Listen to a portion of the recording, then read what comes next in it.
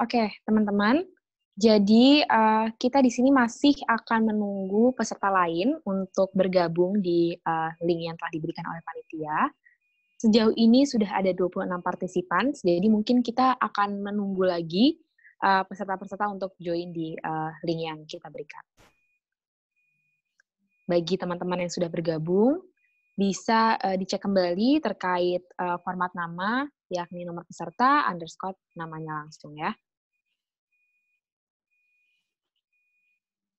Terima kasih.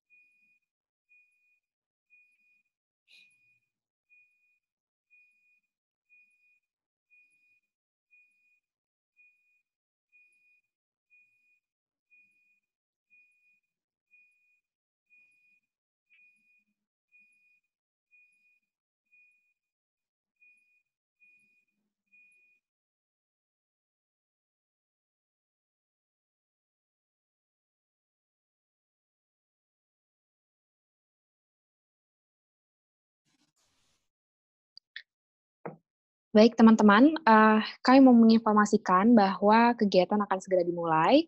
Bagi teman-teman mungkin yang temannya belum bergabung, bisa diingatkan kembali untuk bergabung melalui link yang telah diberikan oleh panitia. Terima kasih.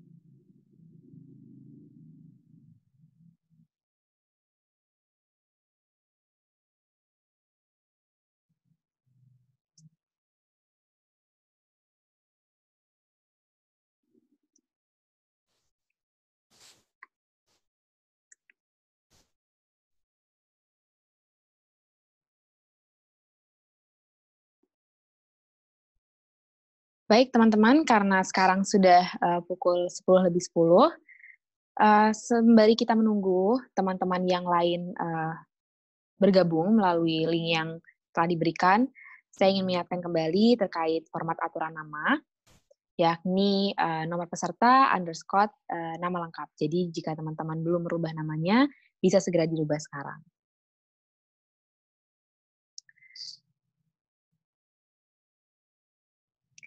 Baik, jadi untuk mempersingkat waktu, mungkin kita akan mulai kegiatan pada pagi hari ini. Sebelumnya saya mengucapkan selamat pagi, selamat datang bagi para peserta di webinar P dan K Mengabdi pada pagi hari ini. Sebelumnya, perkenalkan, nama saya Jihan Nadira, di sini selaku moderator yang akan memandu jalannya webinar pada pagi hari ini. Sebelumnya, saya juga mau mengucapkan terima kasih kepada teman-teman yang telah bergabung, yang telah datang dengan tepat waktu. Semoga sesi pada hari ini dapat memberikan kebermanfaatan bagi kita semua. Selanjutnya mungkin saya akan membacakan terkait rangkaian acara maupun syarat untuk peserta dalam mengikuti webinar pada pagi hari ini. Untuk ketentuan bagi peserta, yang pertama, peserta wajib untuk menggunakan format nama nomor peserta underscore nama lengkap. Jadi diingatkan kembali bagi teman-teman yang belum merubah namanya, bisa merubah namanya sekarang. Selanjutnya, peserta diminta untuk mematikan kamera maupun mikrofon saat kegiatan webinar ini berlangsung untuk menjaga kondusivitas ya teman-teman. Selanjutnya, peserta akan diperkenankan mengeluarkan pertanyaan 15 menit sebelum sesi tanya-jawab dimulai. Jadi kami akan membuka kolom komentar 15 menit sebelum sesi tanya-jawab dimulai. Jadi jika teman-teman akan memiliki pertanyaan, bisa disimpan dulu dan silakan untuk tuliskan di kolom komentar. Dan yang terakhir, sertifikat elektronik akan panitia kirimkan kepada para peserta yang telah hadir pada sesi pagi hari ini, paling lambat 22 Agustus pukul 23.59. Dan sebelumnya mungkin kami akan meminta teman-teman untuk mengisi link yang akan kami berikan setelah sesi webinar ini berlangsung. Selanjutnya, terkait mata acara, kegiatan ini akan dimulai dengan sambutan dari Ketua BEM Universitas Indonesia, Bang Fajar Adi Nugroho, dan nanti akan dilanjutkan dengan sesi utama, yakni pemaparan dari narasumber kita pada pagi hari ini, dan ditutup dengan sesi tanya-jawab dan penutupan dan foto bersama. Seperti itu. Jadi untuk mempersingkat waktu, teman-teman, mari kita masuk ke mata acara yang pertama, yakni sambutan dari Ketua BEM Universitas Indonesia, Bang Fajar Adi Nugroho. Silakan, Bang Fajar. Siap. Thank you, Jihan. Selamat pagi, teman-teman semua.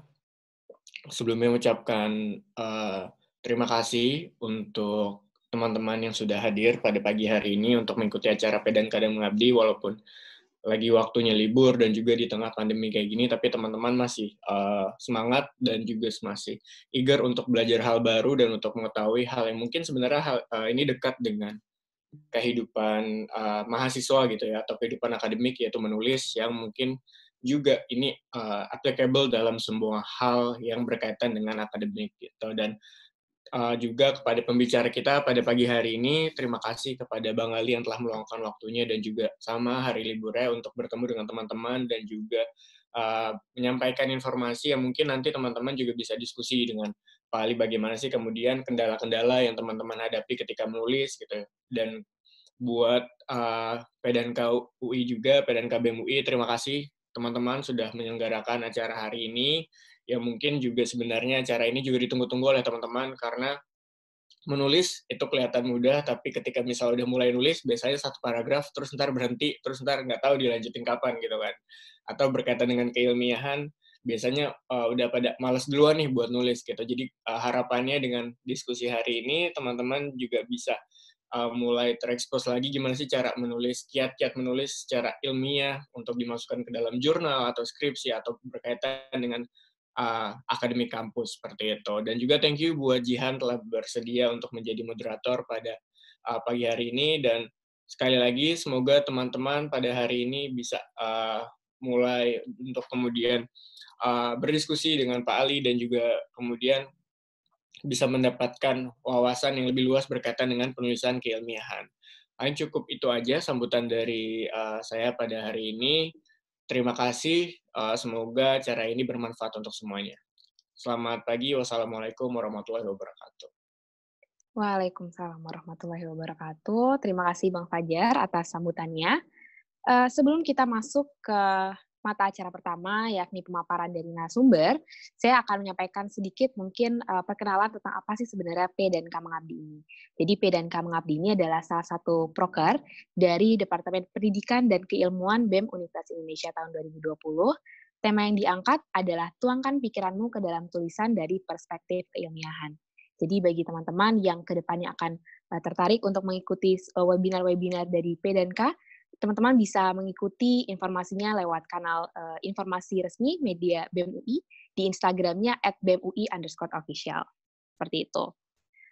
Jadi sebelum kita masuk lagi, mungkin saya akan menjelaskan sedikit tentang apa yang akan kita bahas pada pagi hari ini.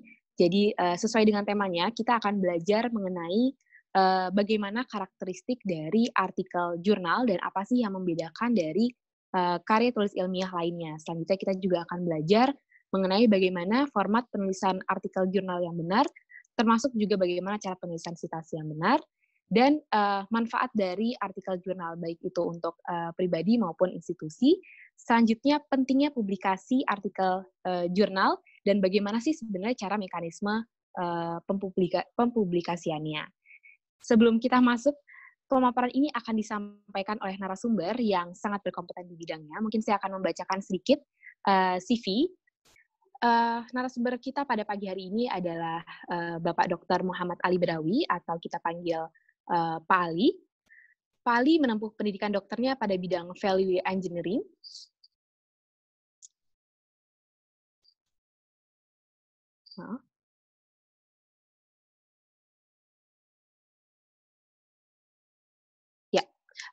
Maaf, Pak Ali menempuh pendidikan dokternya pada bidang Value Engineering dan Innovation di Oxford Brookes University di Inggris, sebelum bergabung dengan Departemen Teknik Sipil Fakultas Teknik Universitas Indonesia pada tahun 2008.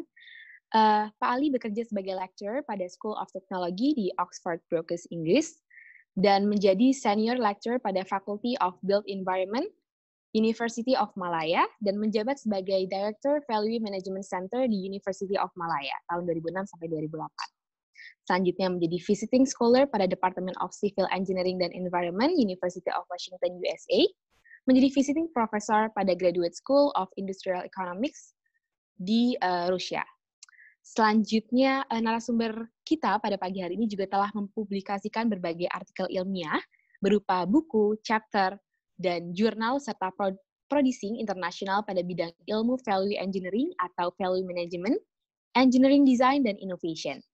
Selain itu, beliau juga telah mendapatkan berbagai penghargaan nasional maupun internasional, di antaranya menjadi dosen peneliti muda terbaik Universitas Indonesia pada tahun 2009, serta menjadi finalis pada UK Alumni Award pada tahun 2008.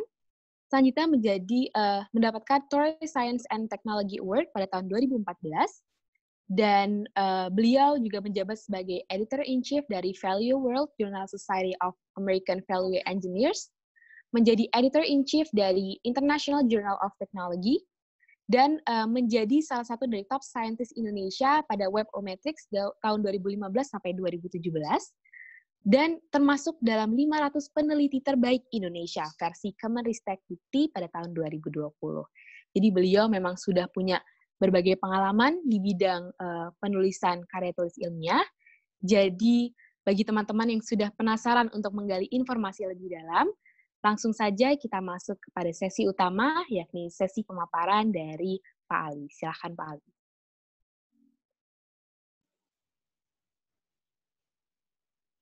Baik, terima kasih. Assalamualaikum warahmatullahi wabarakatuh. Selamat pagi teman-teman. Ini pertama, terima kasih atas undangannya. Sudah lama saya nggak diskusi sama teman-teman mahasiswa ini. Ini karena kesibukan, akhirnya ada kesempatan, ada waktu untuk bisa diskusi kembali sama para aktivis, para teman-teman mahasiswa Yang kali ini yang akan kita bahas permintaan dari BEM UI, Bang tolong dong di enlighten gimana cara menulis artikel jurnal. Jadi titik berat diskusi kita kali ini adalah saya akan kasih tips and tricksnya bagaimana nulis artikel ilmiah. Saya akan diskusi kenapa kita harus menulis, kemudian sampai proses menulisnya itu sendiri, dan sampai ke pola pattern-nya menulis ilmiah. Jadi semuanya itu akan kita kupas, kita bahas, mumpung bisa ketemu ini dalam waktu 1 jam, baru kemudian Q&A, dilanjutin dengan Q&A. Baik, next. Di sini saya akan coba ngegali di slide berikutnya, itu kenapa sih kita harus menulis, dan kenapa harus menulisnya di artikel jurnal ilmiah, jurnal internasional. Jadi menulis itu adalah bagi akademisi, menulis itu hukumnya wajib. Jadi wajib, kenapa wajib bukan sunat? Ya, karena menulis itu merupakan sebuah medium bagaimana kita mendiseminasikan ilmu pengetahuan, bagaimana kita memberikan informasi kepada khalayak publik tentang penemuan-penemuan, tentang hasil-hasil penelitian. Kita engage di dalam pengembangan ilmu pengetahuan, perkembangan peradaban. Bagaimana bentuk kita engage? Ya, itu dengan melakukan publikasi ilmiah. Jadi publikasi ilmiah ini otomatis dia akan membawa dampak tidak hanya bagi penulis, tetapi juga membawa dampak terhadap institusi di mana penulis berada. Jadi kalau teman-teman pengen membangun UI, teman-teman pengen membangun universitasnya, pengen membangun Indonesia, and then what you can do adalah bagaimana kemudian menggali, membangun ilmu pengetahuan, dan kemudian menyebarkannya lewat tulisan. Peluru hanya mampu tembus 1 kepala. Tulisan itu ribuan kepala bisa terdampak dari tulisan Anda. Jadi tulisan itu sama seperti lidah. Tulisan baik dia akan membawa manfaat, tulisan buruk dia akan menjadi. Nah, ini hal-hal basic inilah yang kemudian menjadi sebuah landasan filosofi kenapa kita harus menulis. Di next slide, saya akan diskusi apa sih untungnya bagi saya pribadi, misalnya bagi teman-teman yang mau misalnya mau nulis ini apa sih untungnya? Pertama, menulis Anda akan membangun profil.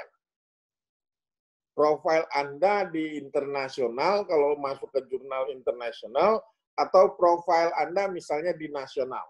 Di next slide, Mbak. Jadi kita lagi membangun sebuah profiling. Bahwa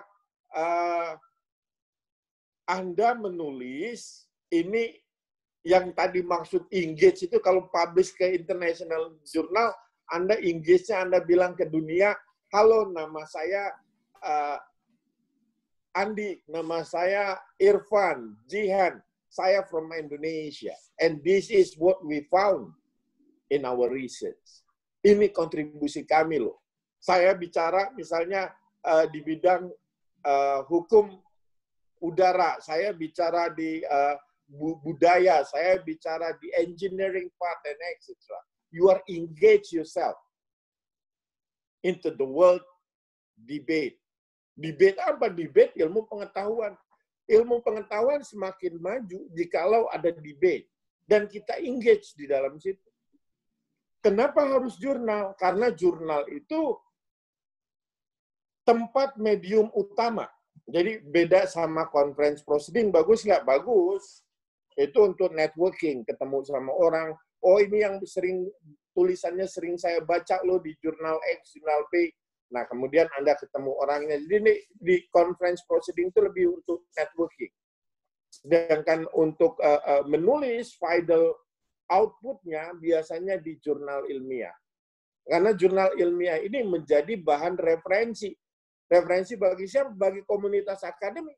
Komunitas akademik di bidang tersebut di seluruh dunia. Jadi kalau teman-teman baca jurnal ilmiah internasional itu bukan hanya tugasnya mahasiswa UI atau mahasiswa Indonesia. Mahasiswa di Rusia melakukan yang sama, mahasiswa di Washington melakukan yang sama. So, this is the sources of knowledge. Makanya target kalau bisa tembus adalah jurnal internasional bereputasi. Apa itu yang dimaksud dengan bereputasi? Dikti mensyaratkan reputasi itu either masuk ke database Scopus, makanya teman-teman diminta untuk baca, publish di jurnal internal berskopus, terindeks Scopus, atau Web of Science. Impact factor-nya Thomson Reuters. Dua ini yang menjadi konsensus dunia akademisi internasional bahwa those journals yang diindeks di dua database ini punya kualifikasi yang baik. Jurnal-jurnal ini juga jadi referensi point. Anda buat tulisan skripsi, disertasi, tesis, itu merefer tulisan-tulisan yang kemudian tulisan itu publish-nya di jurnal-jurnal ilmiah. Jurnal ilmiah ini nanti pemilihan jurnal gimana, Pak? Jurnal kalau misalnya Anda penelitian Anda ini kontributifnya untuk akademik ilmu pengetahuan, pilih jurnal ilmiah yang pure science, social scientist yang memang akademisi di situ. Misalnya keluaran Elsevier, Kabul Taylor, terus Emerald and etc. Tapi kalau Anda berpikir, wah, Pak, ini tidak hanya ilmu pengetahuan, tapi ada applicability yang akan berguna bagi para profesional, pilih jurnal yang dipublish oleh asosiasi profesi. Di teknik insinyur sipil ada American Society of Civil Engineers, ada American Society of Chemical Engineers, atau teman-teman di International Law Association, etc. Nah, itu yang dibaca bukan hanya akademisi, tapi juga profesional. Tapi kalau Anda lihat penelitian Anda, jurnal ini adalah membagi ilmu. Jadi ada lesson learn. Nah, penelitian saya kebetulan lesson learn-nya ini untuk negara-negara developing countries, makanya pilih jurnal yang peruntukan untuk jurnal-jurnal di negara developing countries. Jadi ada pertama defining jurnal itu juga jadi satu pemikiran pertimbangan yang penting. Terus menulis ini, jadi saya ini karena sama mahasiswa saya bicaranya flashback, balik-balik ke pengalaman saya aja deh.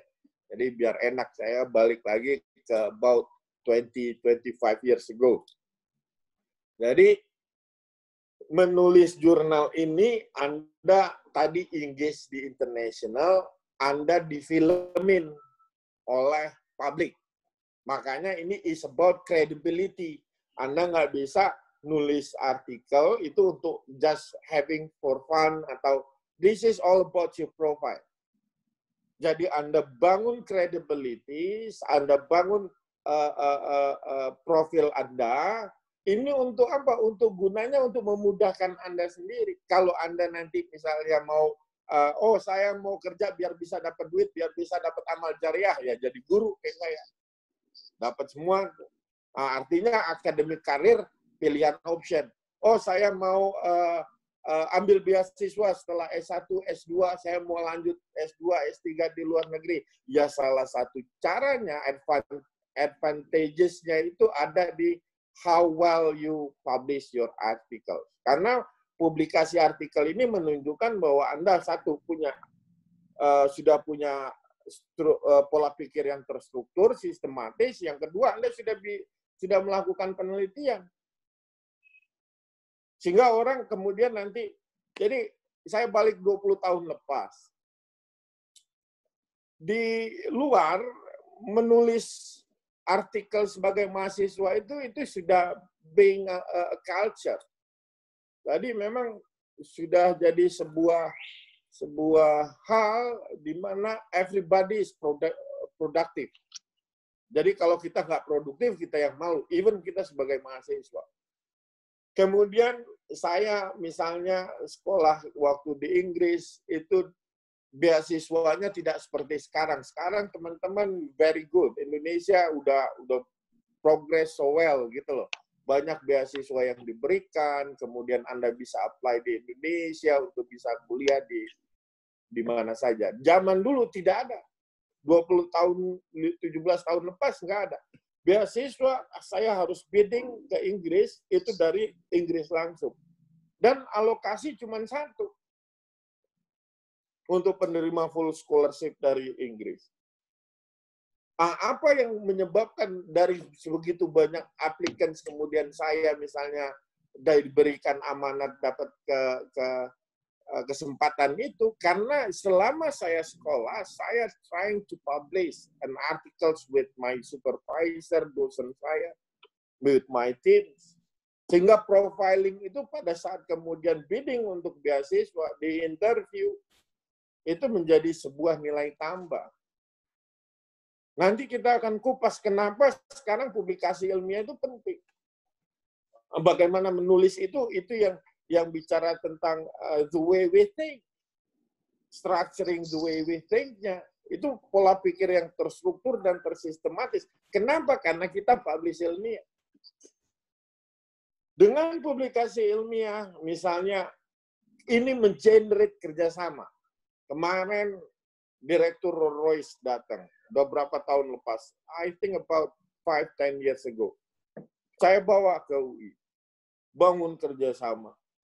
Dari VTT Finlandia, karena misalnya dari Finland, karena dia publish di jurnal kita, dia pengen ketemu kita dari World Congress di China, kemudian turun ke Jakarta, bangun kerjasama institusi.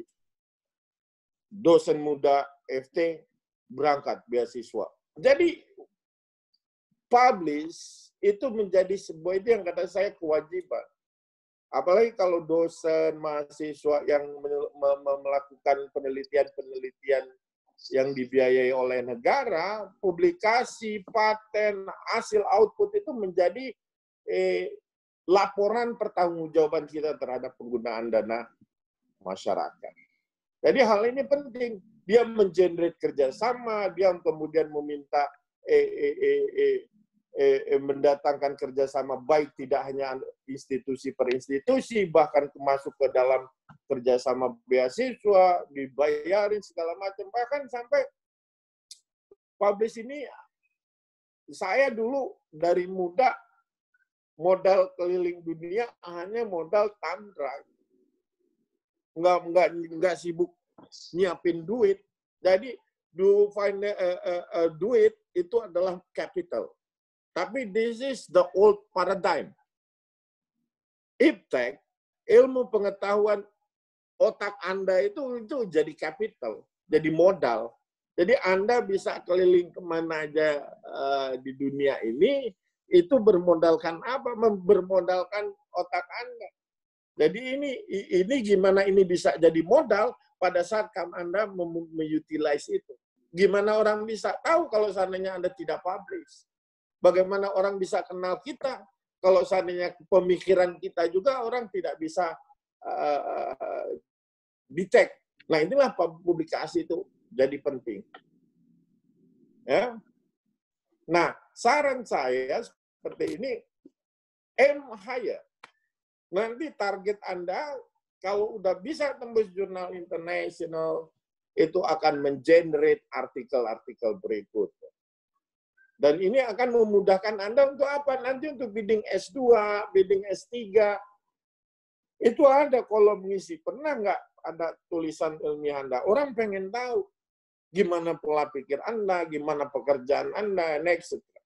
Sama seperti kalau seandainya Anda buat CV, yang dibangun itu cuman yang ditulis di CV, IPK sama judul tesis, skripsi, atau disertasi.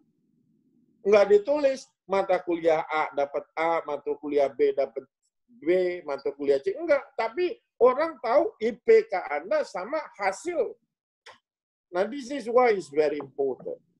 Ya. Next slide.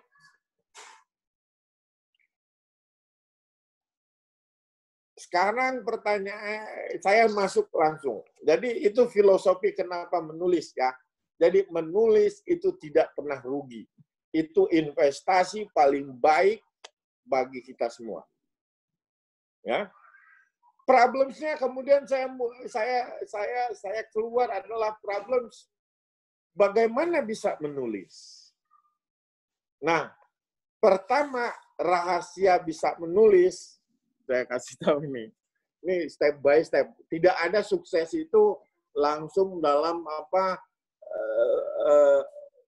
rarojonggrang gitu loh, bisa bangun langsung dalam semalam, enggak. Sukses itu adalah continuous effort.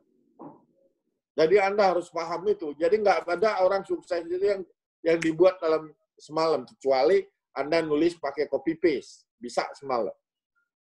If not, then do it properly. Ya. Syarat bisa nulis, syarat pertama artinya ini sebelum ada syarat-syarat yang lain. Syarat pertama untuk nulis adalah iqra. Iqra dulu, baca dulu. Anda karena kita menulis ilmiah, itu yang ditulis itu adalah sesuatu yang berdasarkan data, fakta, perkembangan ilmu pengetahuan saat ini. Gimana Anda bisa menulisnya kalau seandainya Anda tidak baca, tidak ikut? Enggak bisa. Kita bukan nulis novel, kita bukan nulis science fiction.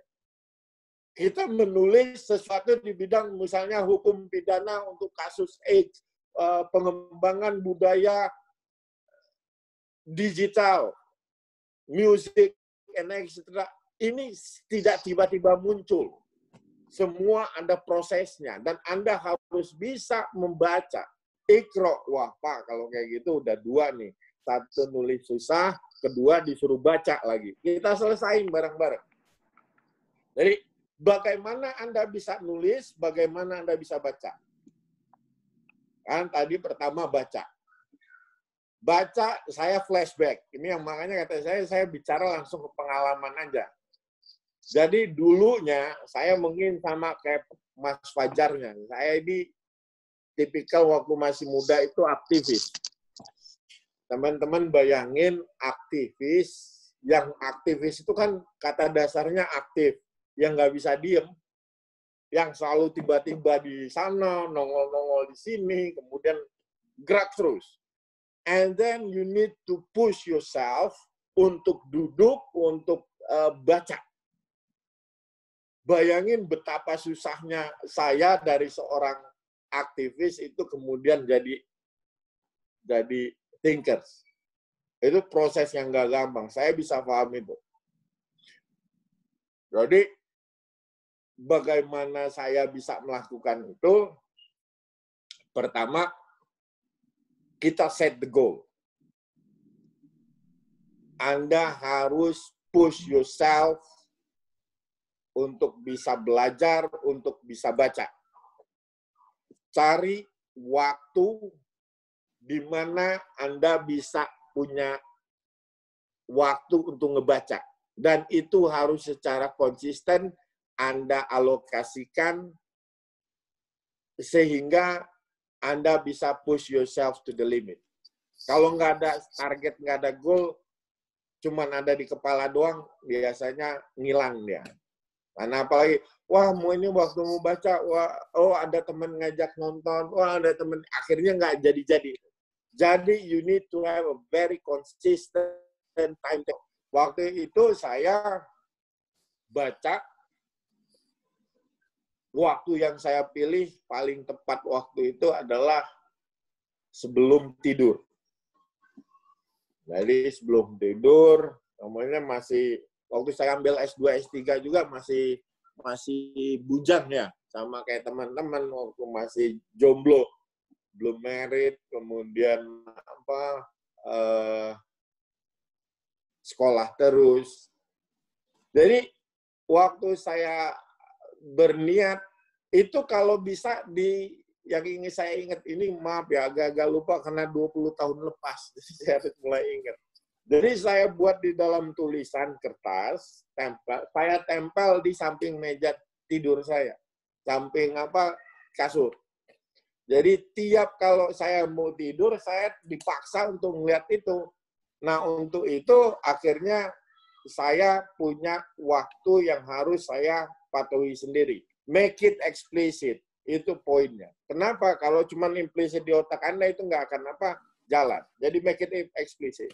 Saya print 7 artikel di kampus, artikel jurnal yang terkait sama penelitian skripsi saya, tesis saya, disertasi saya, itu tergantung konteks Anda masing-masing. Saya print terkait itu 7 artikel. Seingat saya waktu itu 7 artikel. 7 artikel saya print, saya mau bacanya itu pas sebelum tidur. Kebetulan waktu saya bujang tadi, ini karena cerita waktu di bujang, saya pertama punya penyakit waktu masih muda. Penyakit insomnia, tahu kan? Susah tidur. Namanya lagi jadi anak perantau tuh. Susah tidur, kemudian suka ngopi, tambah ngerokok juga waktu muda. Pokoknya kompleks lah itu, sehingga yang kata saya, wah paling enak. Kalau malam kan sepi tuh.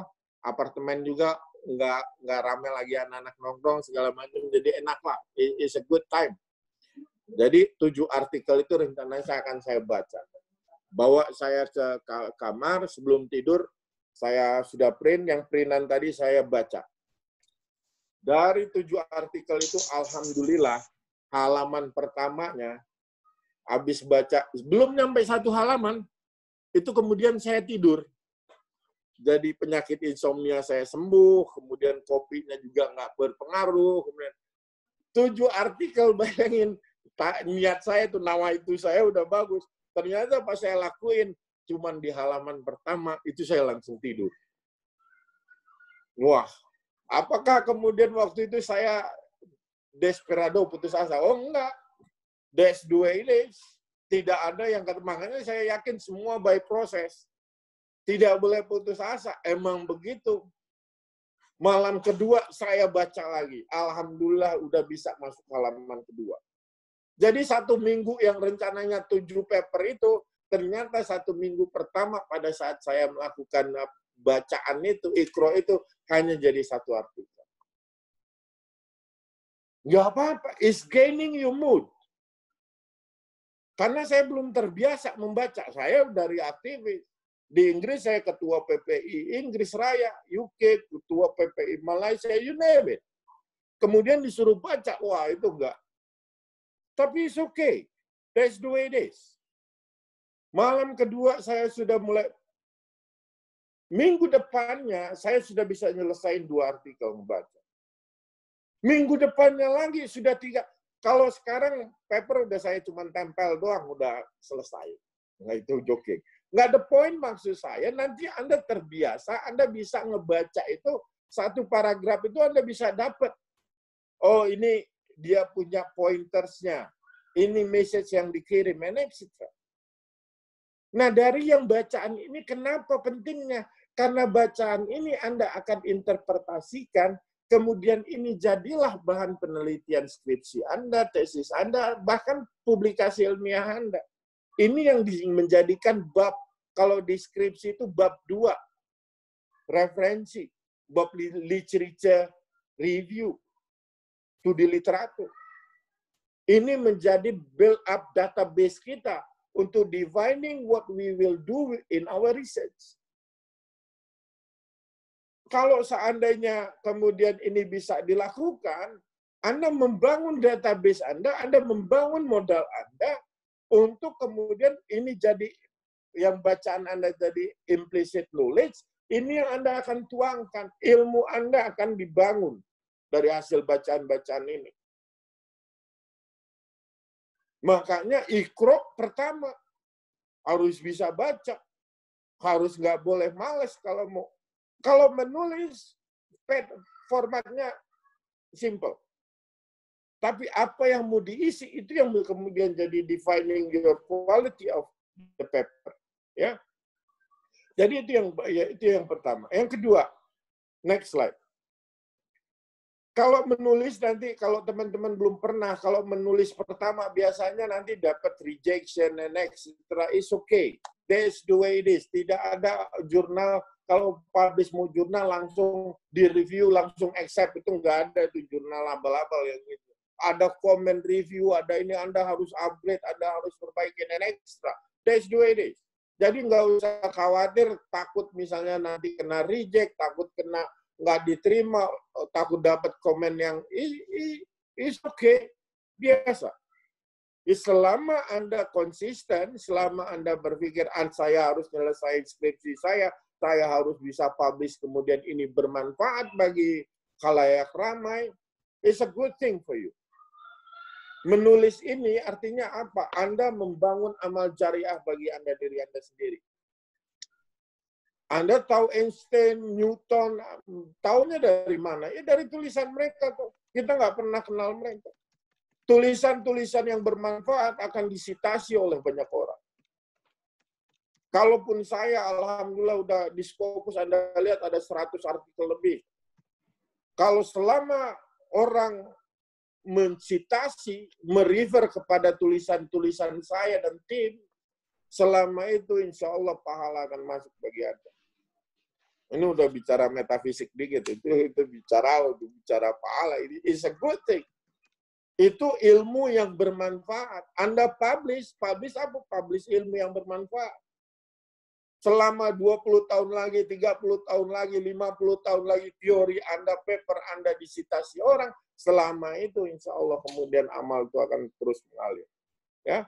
Jadi melihatnya, menulis itu adalah sebuah kebahagiaan bagi Anda sebagai scholars dan bagi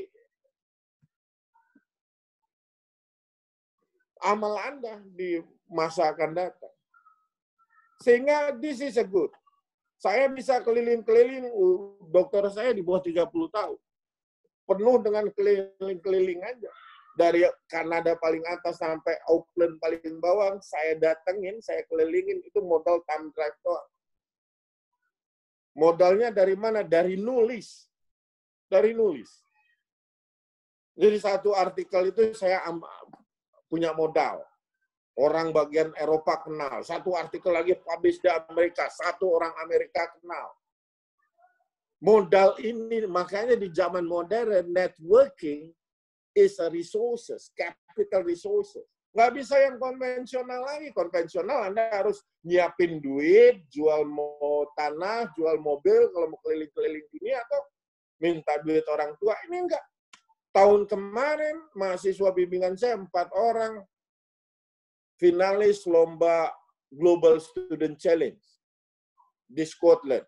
Sebagai finalis, 6 tim dari seluruh dunia, itu 4 orang itu semuanya dibayarin oleh organisasi penyelenggaranya, panitia. Modal mereka apa? Modal mereka time drive juga. Berangkat ke Scotland. Keliling, kemudian mereka lakukan keliling UK. Bawa mobil, keliling-keliling. Kenapa? Karena menang juara dunia di Scotland. Dapat hadiah pound sterling. Modal ini yang dinamakan, guys, you don't have to buat orang tua jadi beban. This is very good for you. Anda semakin pintar, semakin cerdas Anda, semakin cerah Anda masa depan Anda. Nah, untuk ngebuktiin bahwa saya pintar, bahwa saya cerdas segala macam, dari mana? Publish. Publish your penelitian, publish your pemikiran Anda, publish. Sehingga orang bisa detect, sehingga orang bisa memodalkan Anda. Oh guys, Dr. Brawi from Indonesia, come to Russia. Come to Washington. And next. This is do it. Next. Jadi nggak apa-apa, susah-susah dulu, belajar dulu, banyak baca. Toh jadi ilmu pengetahuan bagi Anda. Next.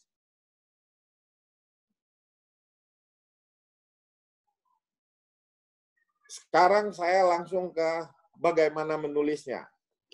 Ini nanti teman-teman baca ya filenya ya. Saya kasih ini aja. Jadi kalau menulis ilmiah, saya ambil contoh sekarang misalnya gini.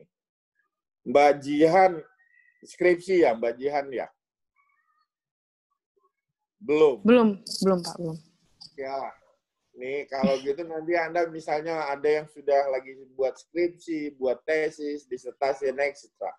Biasanya skripsi itu halaman isinya berapa? 200 ya? 100. Berapa halaman? Di bawah 100 mungkin atau di atas 100? Ya, 100 lah taruh. 100 halaman skripsi, Anda mau jadiin satu paper. Satu paper itu maksimum biasanya 10 halaman. Yang tadi ada yang jurnalnya minta 6 halaman, ada yang cuma 8 halaman. Kalau di social science bisa 10, bisa sampai 15. It depend on the journal requirement-nya. Tapi poinnya begitu. Ini 100 laporan halaman, Anda akan buat jadi 10 halaman. Nah, inilah yang maksudnya structuring the way you think-nya. Karena 100 halaman ini bagi Anda, bagi peneliti itu penting semua. Gimana motongnya jadi 10 halaman. Kalau seandainya Anda skripsi, Anda penelitian, skripsi gitu, diuji.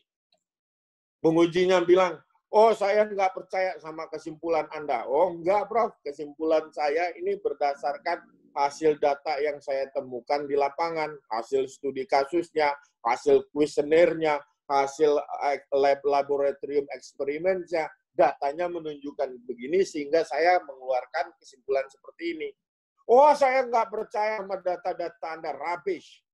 Anda punya, oh enggak, Prof. Ini data dan pembahasan analisa datanya ini, saya menggunakan pendekatan metode seperti ini. Ini di metode dilakukan di sini, kemudian melakukan setup-nya begini, respondennya dipilih dengan kriteria begini-begini, kemudian studi kasusnya, variabelnya ini. Oh, saya nggak percaya sama metode Anda. Saya nggak percaya sama variabel-variabel yang Anda ukur. Oh, tidak, Prof. Ini variabel-variabel yang saya ajukan di sini. Ini 5 variabel adalah hasil penelitian dari MIT. Ini jurnalnya. 3 variabel kemudian saya dapat adopt dari punya teman-teman di Melbourne. Ini jurnalnya. Dan 2 penelitian dari teman-teman misalnya di Rusia. Ini dari mana Anda bisa ngomong begini? Ya dari Iqra tadi. Jadi Anda bayangin kita menulis itu adalah membuat sebuah runutan yang terstruktur dan tersistematis. Wah, saya nggak percaya dengan kesimpulan. Ini datanya, nggak percaya sama data. Ini metodenya, nggak percaya metode. Ini variabel-variabelnya. It's not about us. It's about the research. Makanya harus clear. Nah, di dalam 10 halaman itu tadi, itu harus dikompres lagi 100 halaman jadi 10 halaman harus bisa dikompres jadi 1 paragraf namanya abstrak. 1 paragraf abstrak ini harus dikompres lagi jadi 1 kalimat namanya title. Jadi 1 title itu menggambarkan 100 halaman. Nah, inilah proses publikasi bagaimana menulis. Pertama, untuk title. Kalau untuk title, saya minta teman-teman langsung ambil title itu yang menunjukkan kontribusi penelitian Anda. Signifikansi penelitian Anda itu apa? Itu jadikan title. Improving construction performance. Jadi kalau orang baca improving construction performance, orang akademisi di konstruksi, di civil engineering, profesional, kalau baca title-nya aja mereka udah ada gambaran. Modeling human behavior, cultural behavior untuk apa? Misalnya untuk increasing safety, increasing sustainable society.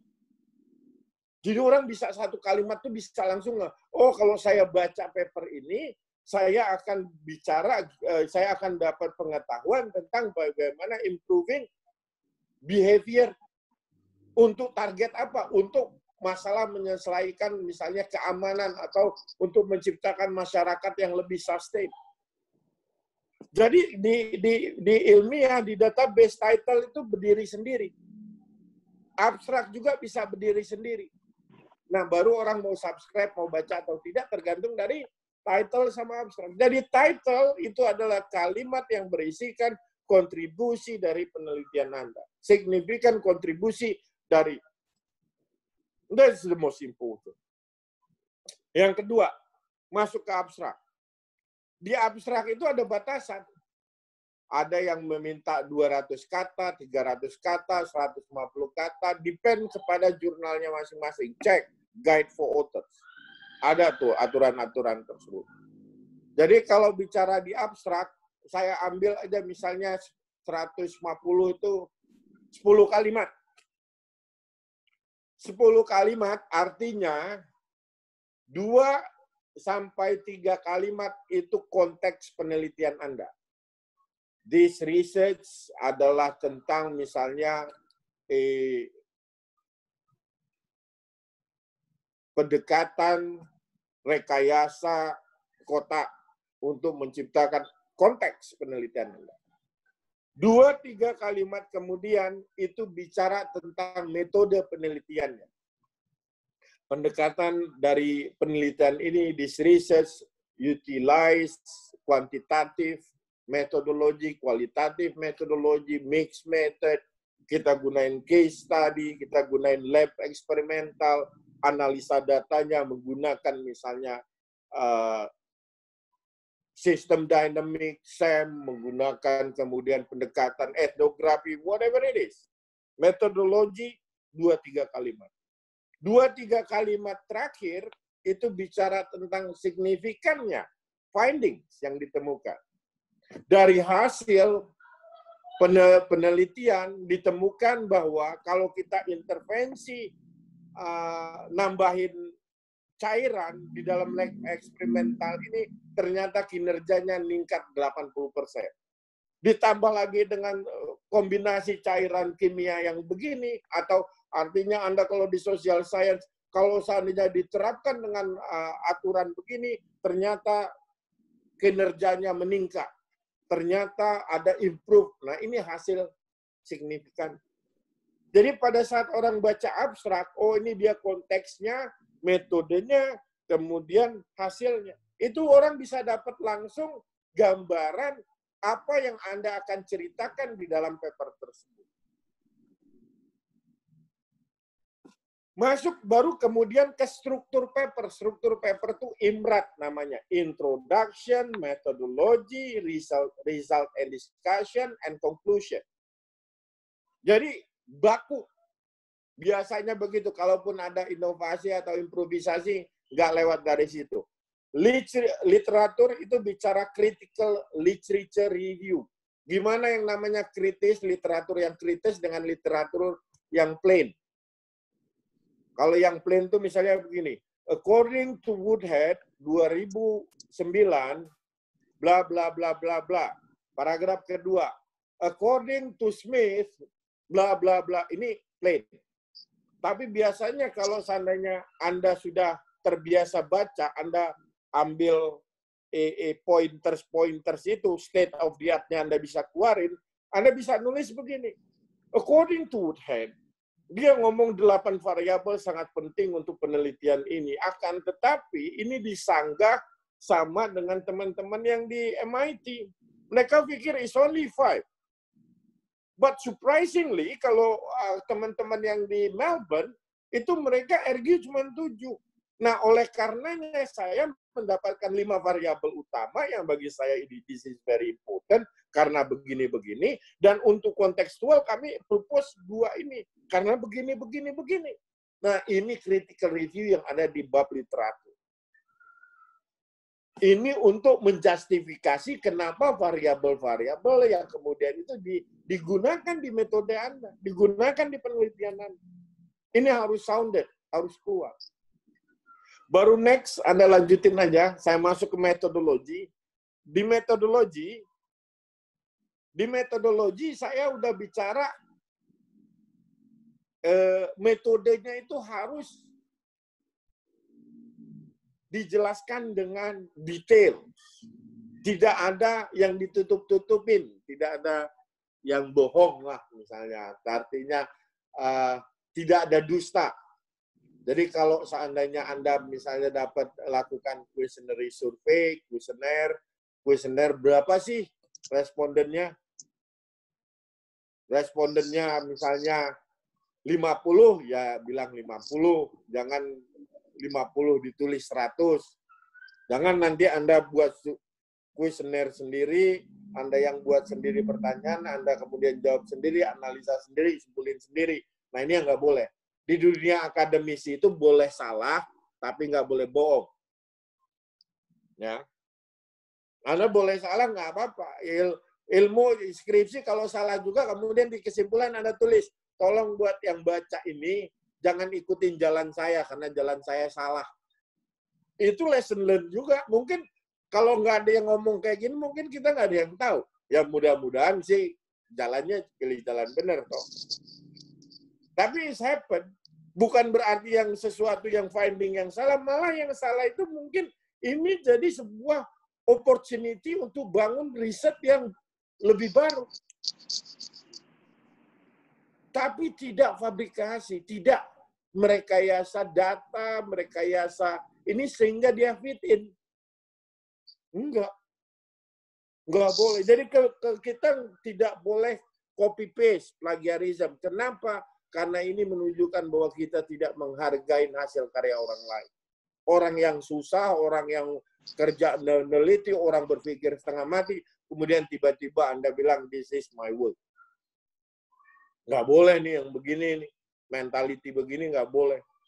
Terus yang kedua, copy paste yang tadi nggak boleh. Kedua, tidak boleh Anda kemudian memanipulasi biar hasilnya bagus. Nggak begitu. Ya. Jadi ini harus penting. Kaidah-kaidah ilmiah harus dilakukan. Metodenya Anda jelaskan. Kalau Anda di lab, saya pilih materialnya ini. Kemudian protokol pelaksanaan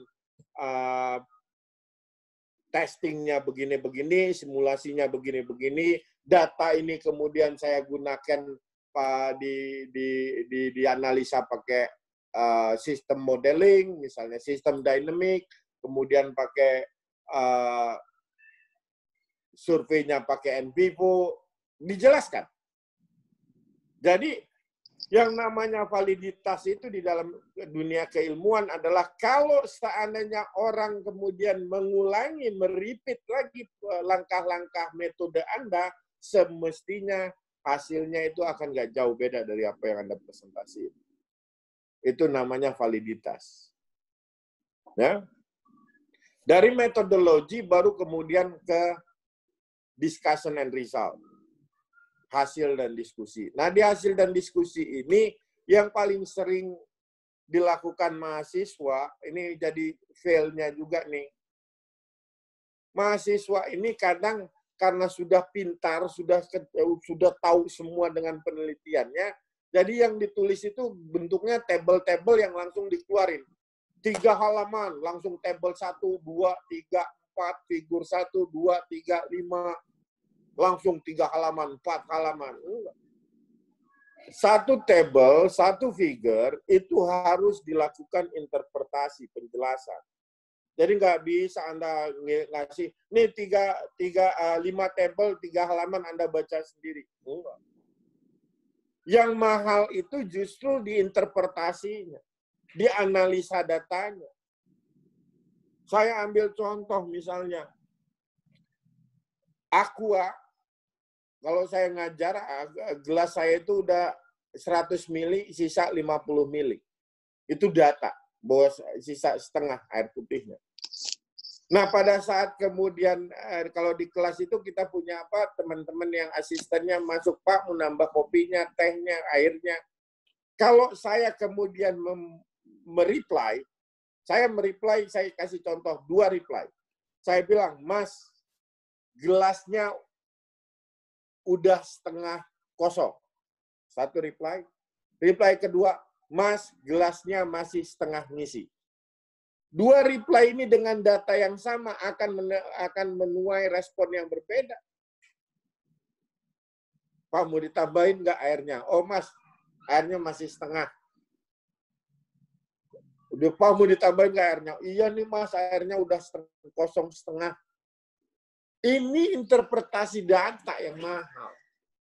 Jadi jangan lempar-lempar tabel, lempar-lempar gambar, suruh readers untuk mengerti dengan penelitian Anda. Karena memang yang expertnya Anda, yang melakukannya Anda.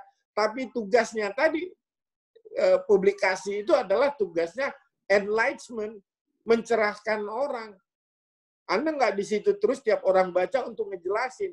Makanya tulisan itu harus self-explanation.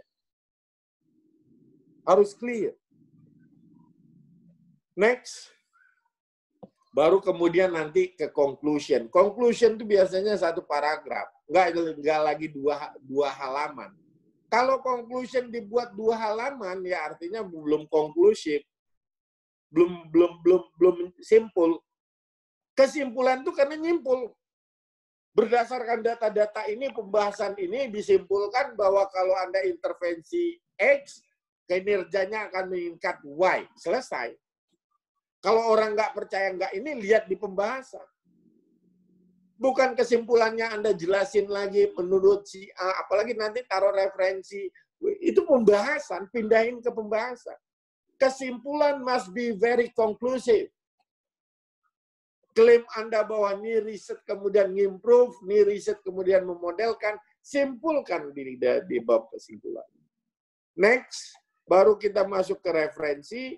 Di referensi itu semua tadi yang Anda bacaan Anda. Ini banyak jurnal-jurnal beda-beda. Ada yang pakai Chicago, Harvard, apa, etc. Sisa diikutin, guide for authors-nya ada. Apakah dia bahasa sederhananya pakai numbering, atau dia pakai misalnya surname sama ini. Nah, itu diikutin aja ininya. Ya. Style. Next. Terus ini prosesnya. Jadi di dalam jurnal itu ada sampel paper. Kalau yang benar Anda harus baca guide for authors. Fontnya berapa, tipikal referensinya bagaimana, tipikal format strukturnya bagaimana, itu ada di guideline. Tapi kalau Anda mau cepat, tipsnya ambil sampel papernya. Jurnal yang yang berbayar itu biasanya ada sampel paper. Ikutin aja sampel papernya itu. Itu udah langsung dengan format-format artikel di jurnal tersebut. Ya. Next.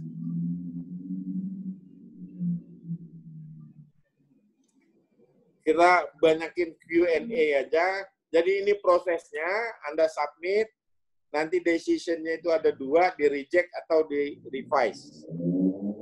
Biasanya 2 pilihan ini aja, reject atau revise. Ya, kalau revise bisa kemudian di accept. Next.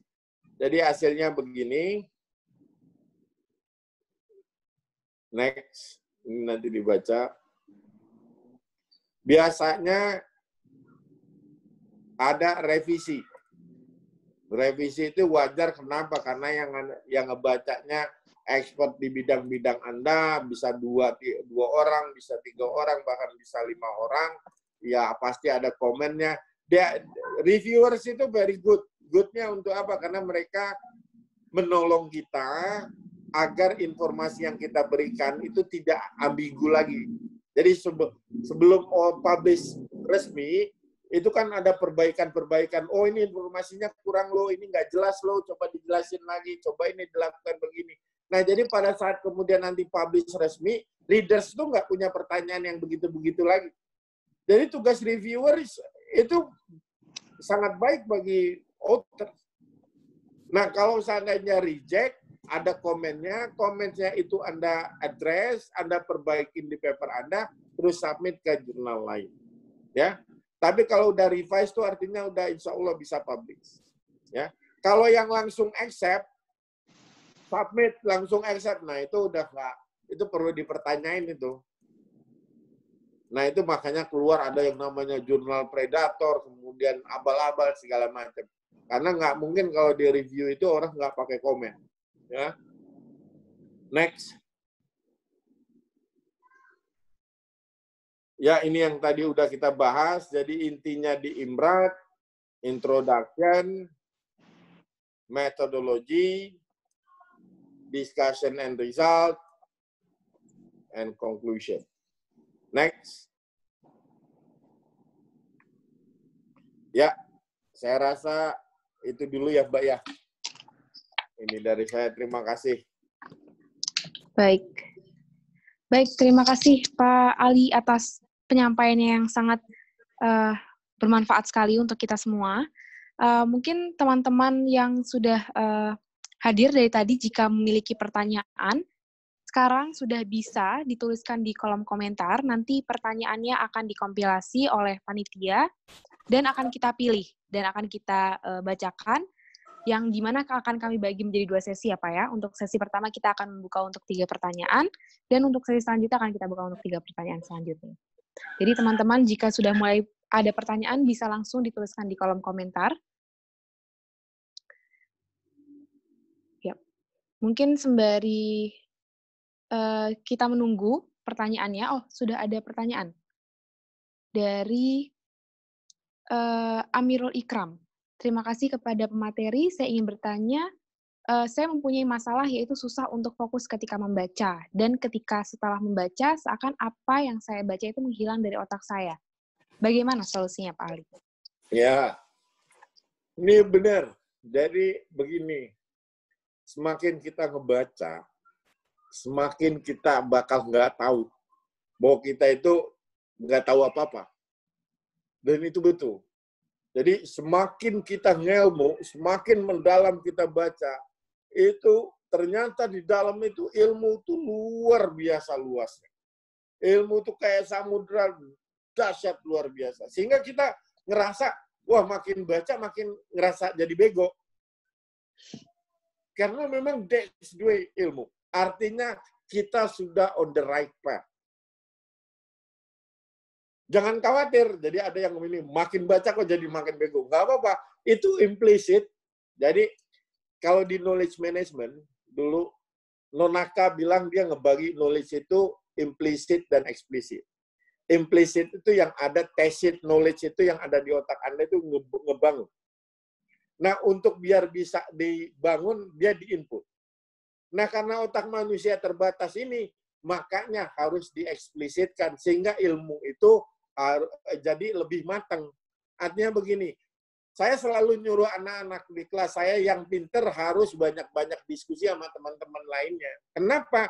Karena dengan berdiskusi itu kita tahu, oh ilmunya ternyata saya kurangnya di bagian ini loh, saya cari lagi. Sehingga, oh ini, karena dengan berbagi ilmu, insya Allah ilmu itu malah akan makin nambah.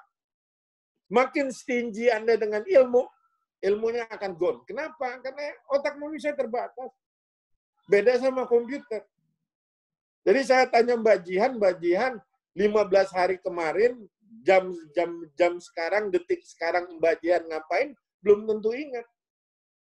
Karena terbatas. Tapi kalau Mbak Jihan tulis sekarang di komputer, nih jam 11:14 sepersekian, ini saya sedang ngomong A, 10 tahun lagi, 5 tahun lagi, 3 tahun lagi, dibuka filenya pasti Mbak Jihan tahu. Karena makanya otak manusia terbatas itu, itulah makanya pentingnya berbagi. Nah, biar gimana? Biar nggak lupa. Biar nggak lupa, Anda biasanya teman saya dulu dari China. Bahasa Inggrisnya alhamdulillah lah, mendingan saya dikit lah ya. Alhamdulillah. Tapi dia bisa tamat dengan cepat juga karena rajin. Jadi tiap dia habis baca, dia tulis. Inti lesson learn yang dia baca dari paper itu apa.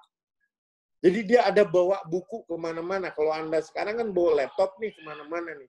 Jadi buatnya terstruktur. Kalau penelitian Anda tentang apa, misalnya tentang cost, Anda akan tulis di situ theory of cost management misalnya. Jadi paper A ngomong apa, paper B ngomong apa, paper C ngomong apa, variabel yang digunain. Oh, ini ada 5 variabel, ini ada 3 variabel. Nah, Anda itu sebenarnya lagi bangun database. file database. Jadi kalau nanti lupa, Anda sisa baca itu. Jadi nggak perlu lagi baca paper yang fullnya. Nah ini makanya kata saya harus tersistematis. Nggak bisa baca kemudian masukin terus tanpa Anda catat, tanpa Anda kemudian, saran saya begitu.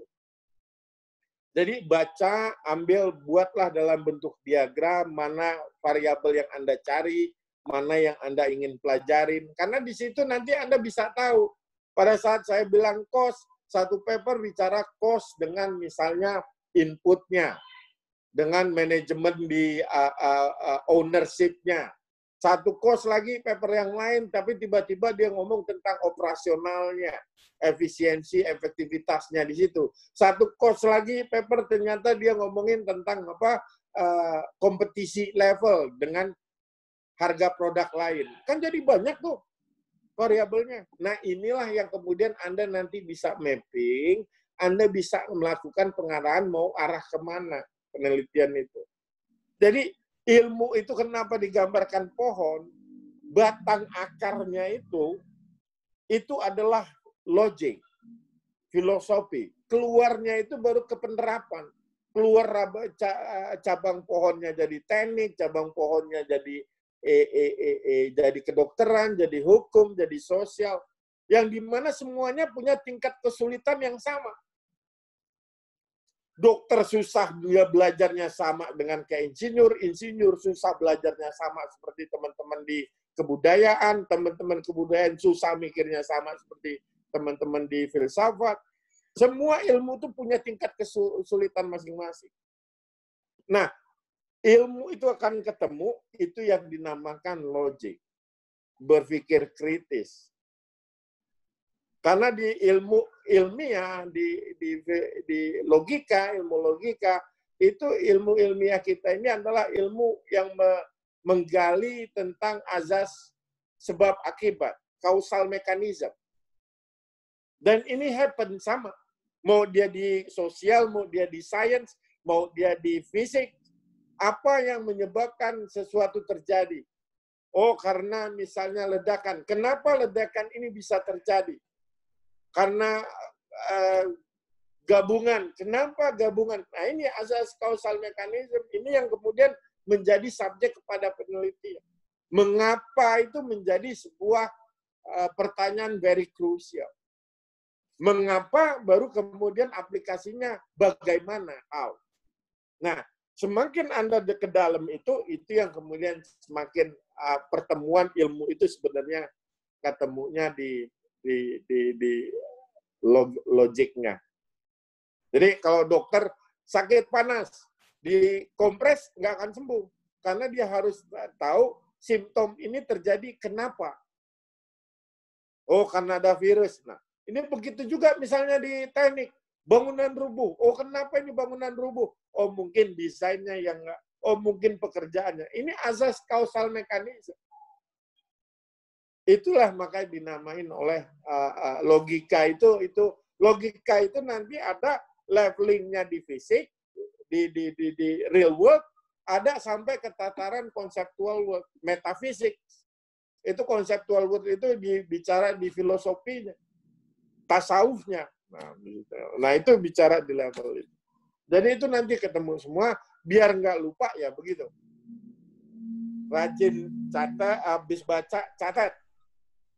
Catat. Nanti pada saat ada nulis paper, nulis skripsi, gampang banget. Ini hasil catatan saya. Menurut MIT 5 variabel terdiri A, B, C, D, di mana A, B, C, lihat lagi catatannya, oh ini sama dengan yang di Australia.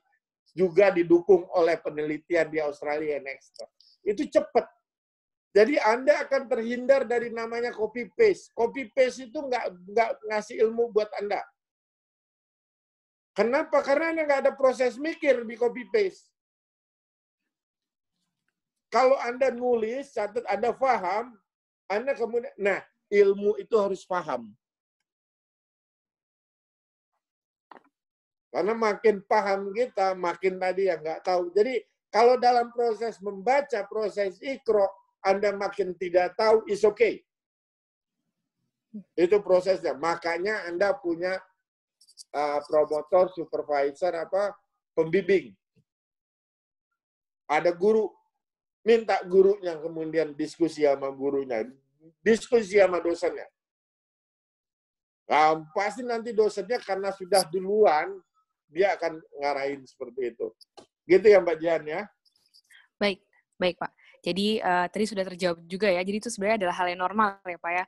Yang penting adalah bagaimana cara kita menuliskan kembali dan kita bisa merangkai menjadi suatu sistematis yang bisa mengkaitkan satu dengan yang lainnya gitu. Baik, mungkin kita selanjutnya bisa menuju ke pertanyaan selanjutnya dari Eki Milening. Dia bertanya, saat menulis, bagaimana tips untuk tetap membahas tulisannya sesuai dengan lingkup yang telah ditetapkan di awal, supaya tidak membahas tulisan yang terlalu jauh dari lingkup bahasannya. Seperti itu, Pak. Iya, jadi kalau untuk nulis, kan kita punya riset aims. Aims-nya kita itu, tujuannya kita nulis ini mau bahas misalnya dari kinerja modal. Jadi everything yang connected sama fokus kita tujuannya itu yang dibahas.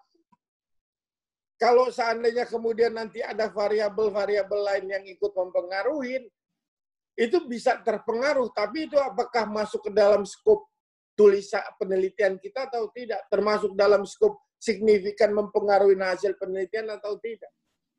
Jikalau misalnya datanya akan sulit segala macam, makanya di skripsi juga ada yang namanya pembatasan penelitian, batasan penelitian. Saya cuma ngebatasin ini loh. Ini untuk apa? Untuk memfokuskan. Jadi kita nggak bisa nyelesain seluruh masalah dunia ini. Kita nggak bisa nyelesain seluruh masalah di bidang keilmuan kita. Tapi ada masalah-masalah yang menjadi fokus, yang kemudian menjadi target. Ya nulisnya tentang itu aja. Makanya kalau seandainya nulis, pertama yang saya minta dari teman-teman karena yang belum terbiasa nulis, buat kalau di skripsi itu buat daftar isi. Tapi kalau di paper itu Anda tulis heading, subheading untuk artikelnya. Jadi paragraf 1 intro, saya mau bicara tentang manajemen keuangan loh. Di paragraf kedua dari manajemen keuangan ini saya akan bicara tentang pembahasan tentang pengaruhnya terhadap kinerja perusahaan loh. Jadi referensinya mana tadi yang ngomongin kinerja perusahaan? Oh ini di paragraf kedua. Paragraf ketiga bagaimana meningkatkan kinerjanya loh. Oh ini solusinya yang dari yang tadi. Nah, jadi setelah Anda nulis, Anda bisa langsung melihat tulisan itu nyambung, terstruktur. Nah, ini saran. Tapi kalau sudah terbiasa, nggak apa-apa. Karena sudah terbiasa nulis, pola pikirnya juga A, B, C, itu akan jadi sesuatu yang biasa. Tapi kalau belum biasa, langsung nulis-nulis aja, ya akan kemana-mana. Karena bagi Anda semua nanti, at the end of the day, everything itu penting. Makanya, biasakan, tulislah. Saya cek dulu logik dari heading subheadingnya. Apakah ini bagus kalau saya ngomong dari sini, kemudian saya lari paragraf kedua ngomong tentang ini. Oh enggak, yang ini aja masuk. Nah ini yang pada saat struktur logiknya sudah bagus, baru diisi dengan informasi-informasi yang sudah Anda punya tadi. Nah ini akan meminimkan pertanyaan tadi, akan nulisnya kemana-mana. Karena kalau nulisnya kemana-mana, itu yang pertama yang kesulitan nanti adalah pembaca. Kadang penulis nggak ngeh, karena semua ilmunya ada di dia. Sehingga dia berpikirnya karena dia sudah tahu. Ada yang beberapa hal yang mungkin penulis tahu, itu harus masih dijelaskan kepada pembaca. Nah itulah makanya fungsinya. Jadi tadi pertama kali yang saya bilang bahwa menulis ilmiah itu adalah melakukan latihan terhadap the way you think, structuring the way you think. Lagi logika berpikir, logika menulis, itu jadi very important. Ya. Begitu Mbak Jihan. Baik. Terima kasih Pak Ali jawabannya. Jadi tadi terkait dengan kita memanfaatkan adanya batasan penelitian, dan salah satu tipsnya juga dengan kita membuat daftar isi. Tapi juga seiring dengan berjalannya waktu, sering melakukan latihan gitu, kita akan dengan secara otomatis bisa memfokuskan arah penelitian kita seperti itu ya Pak ya. Ya. Baik. Sekarang kita mungkin akan masuk ke pertanyaan terakhir untuk sesi yang pertama, Pak. Ini pertanyaan dari Muhammad Rizky Prakoso. Dia bertanya, saya memiliki permasalahan kesulitan mencari jurnal yang cocok untuk penelitian saya. Untuk mendapatkan jurnal yang sesuai dengan apa yang kita cari, apakah ada cara cepat untuk membaca bagian tertentu dari jurnal tersebut? Ya, pertama begini, teman-teman. Ini saya aja.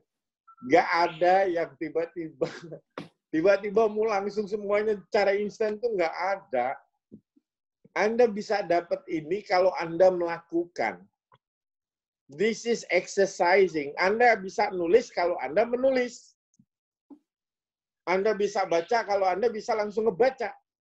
Itu nanti dapat grasp-nya. Jadi nggak akan mau langsung.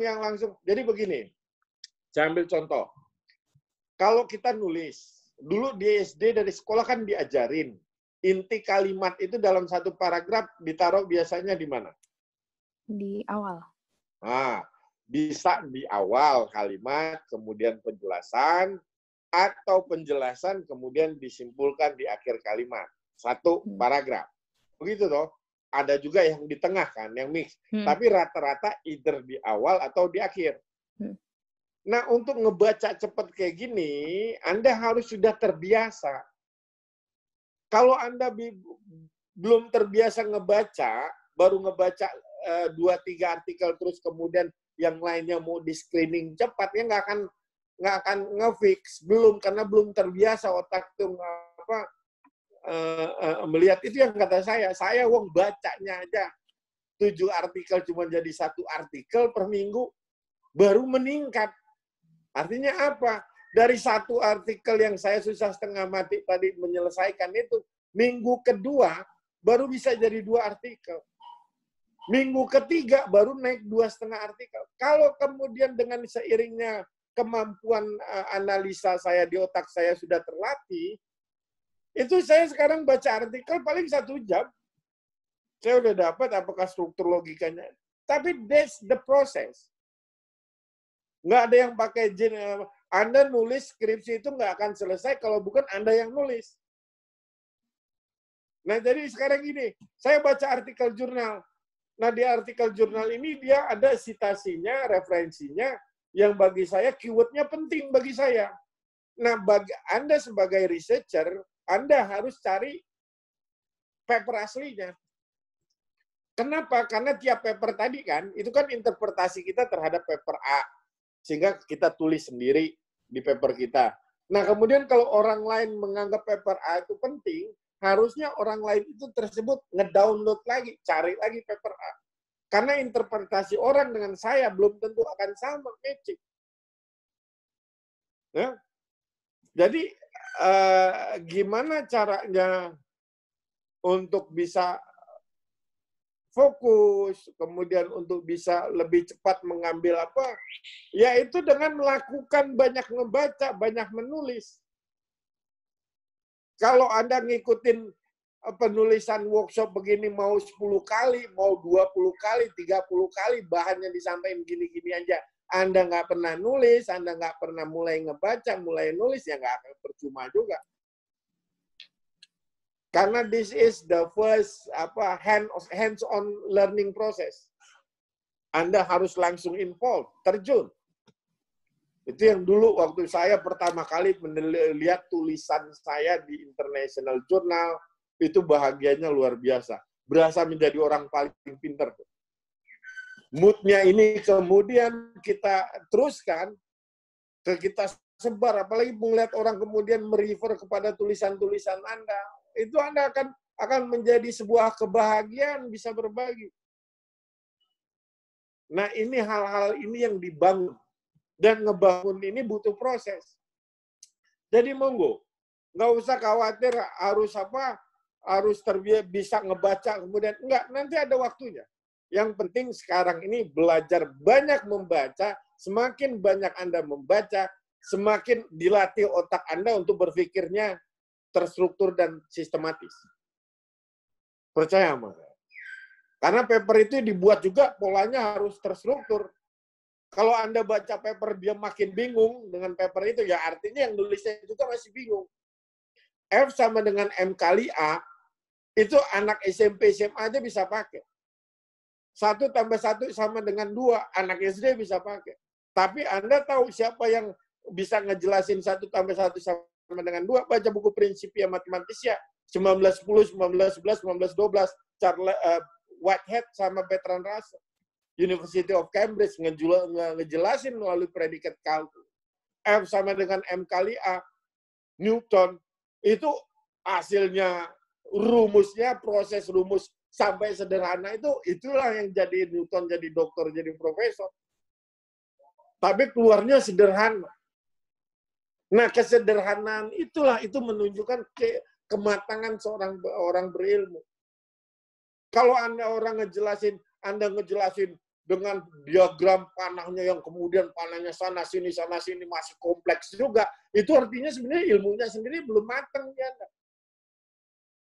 Tapi problemnya di Indonesia ini, pada saat ada orang yang menjelaskan dengan begitu kompleksnya, begitu ruwetnya ini, kalau dibuat nggak ngerti, malah dibilang pinter. Wah, itu orang presentasinya pinter banget. Kenapa? Gue nggak ngerti apa yang diomongin. Pasti pinter. Nah, publikasi ilmiah begitu sama. Kejelasan message, kesederhanaan message, itu prosesnya tough. Menderive kepada satu equation, final equation, itu ada proses testing, proses ngebangun, mengintegral, mendifferentiate. Ini proses. Nah, itulah makanya ada yang jadi insinyur, ada yang jadi master, ada yang jadi dokter.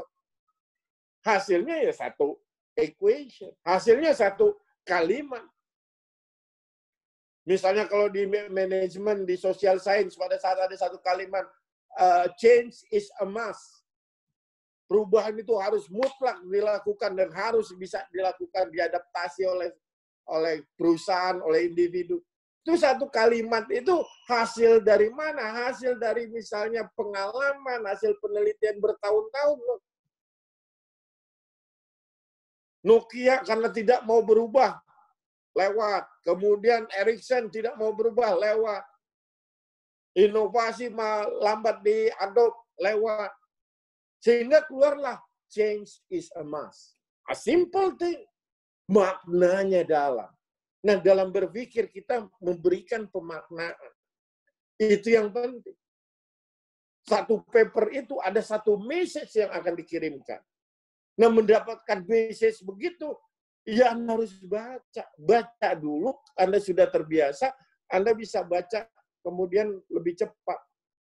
Saya rasa itu Mbak Jihan ya. Terima kasih Pak. Jadi tadi ya sudah kita highlight juga praktis gitu ya. Jadi banyak-banyak latihan, seiring berjalannya waktu kita akan lebih mudah untuk membedakannya gitu. Selanjutnya ini Pak, ada pertanyaan terakhir untuk sesi pertama dari Erickson. Dia bertanya, apakah dalam mencari permasalahan melalui berita atau dari internet itu adalah opsi yang baik, ataukah ada sebenarnya opsi yang lebih baik?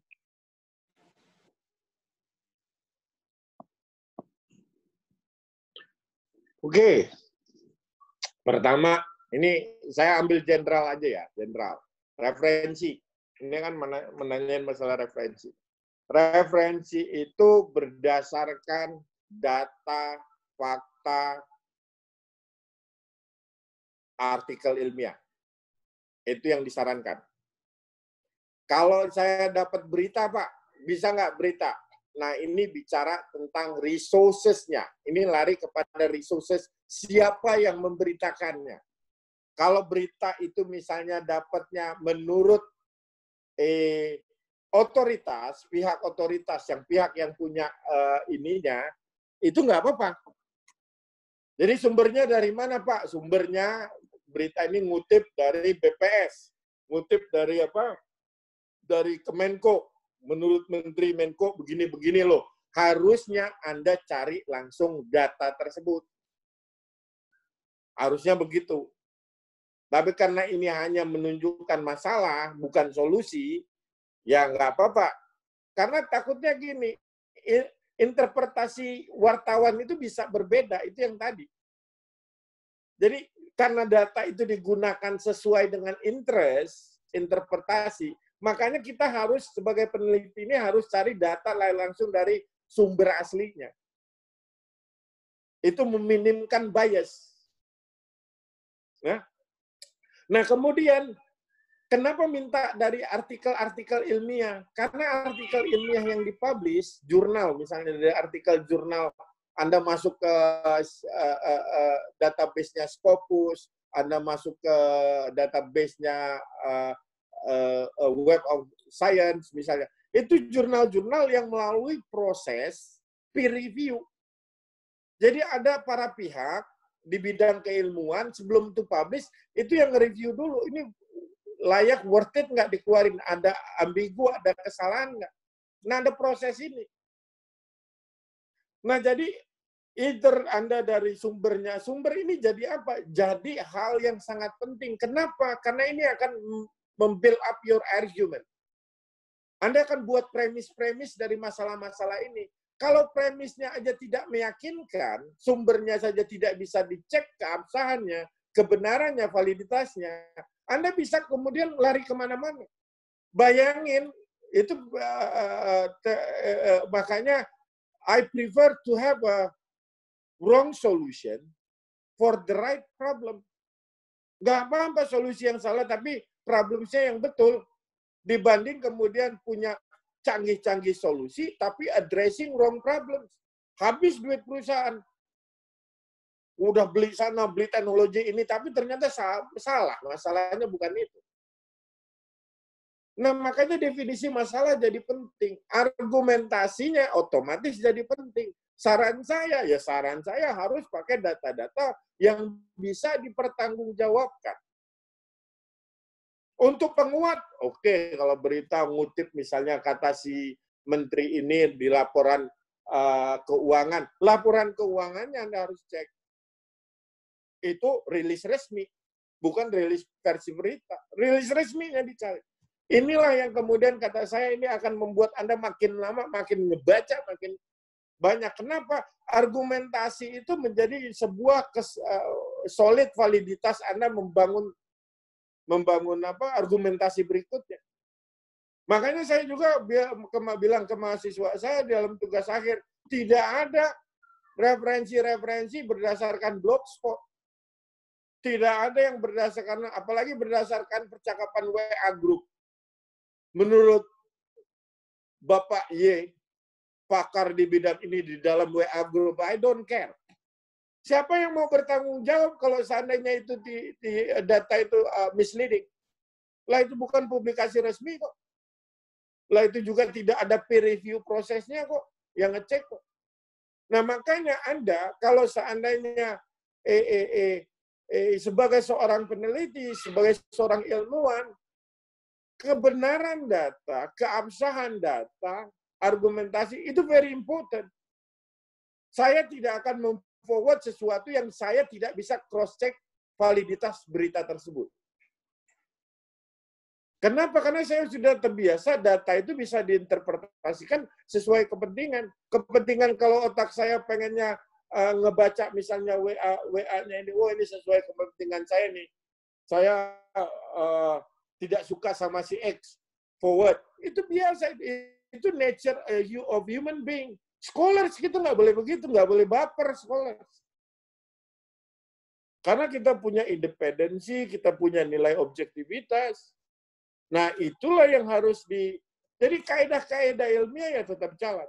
Jadi pendapat saya, respon saya, berita-berita penguat, tapi tetap data intinya, core intinya harus dari sumber-sumber yang valid dan solid. Saya rasa begitu, Mbak Dian. Baik, terima kasih Pak Ali. Jadi tadi sudah terjawab ya teman-teman. Jika ingin mendapatkan sumber utama, tetap harus reverse ke sumber yang valid. Seperti itu.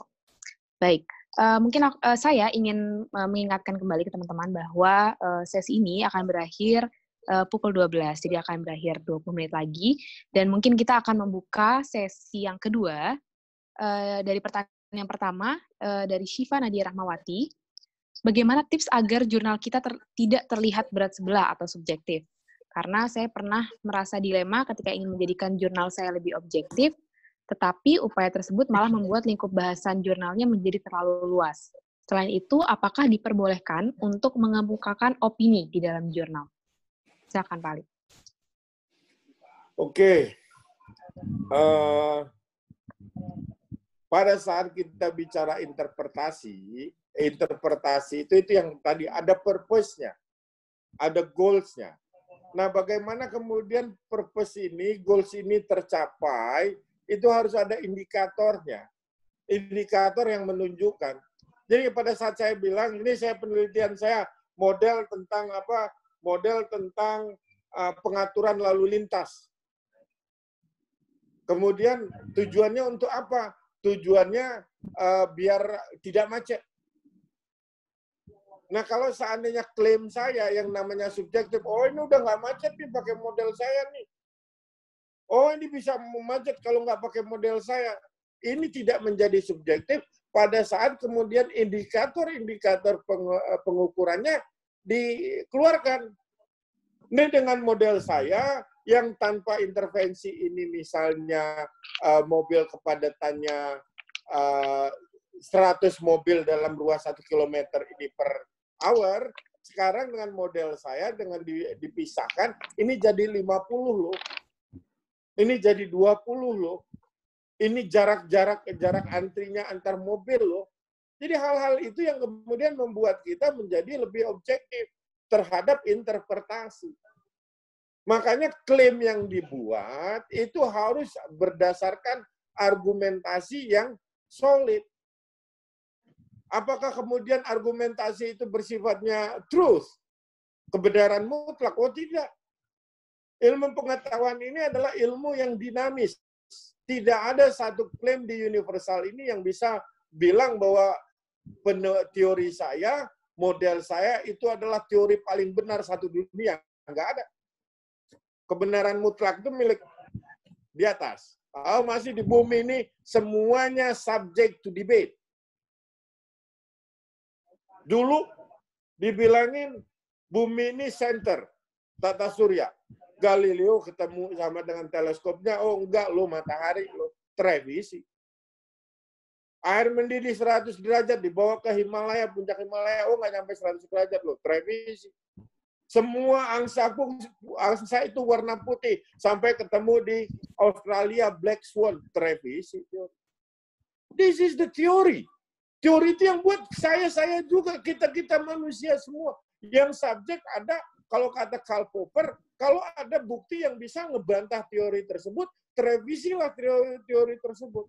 Inilah makanya yang saya bilang tadi, publikasi ini bisa menjadi debate ilmiah loh. Kita nggak bicara baper loh. It's not about me, it's about the content. Anda nggak suka sama saya, bukan berarti Anda nggak suka dengan penelitian saya, argumentasi saya. Argumentasi itulah yang didebat kalau di dalam dunia keilmuan. Bukan saya. Ini menunjukkan bahwa kita bicara di objektivitas atau subjektivitas.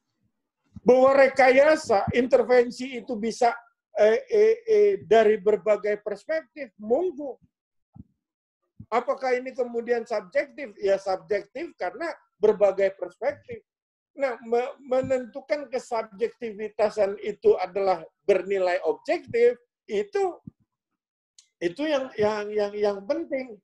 Karena nggak bisa orang megang misalnya belakang ekor gajah dengan kuping gajah, itu dia punya deskripsi yang sama. Karena jelas akan beda. Perspektifnya, point of view-nya beda. Tapi bahwa yang pegang kuping nggak akan bilang bahwa kuping itu panjang, seperti ekor atau belalai, ya itulah objektivitas perspektif di kuping. Bahwa dia ya, di ekor atau di belalai itu bilang panjang, bukan lebar, ya itulah objektivitas. Pada saat melihat ke level di atasnya, ya makro. Level lebih di atasnya, melihatnya perspektifnya, nggak akan ketemu bahwa gajah itu panjang atau lebar. Tergantung bagian mana. Nah, ini yang ini. Jadi, apakah subjektif itu akan...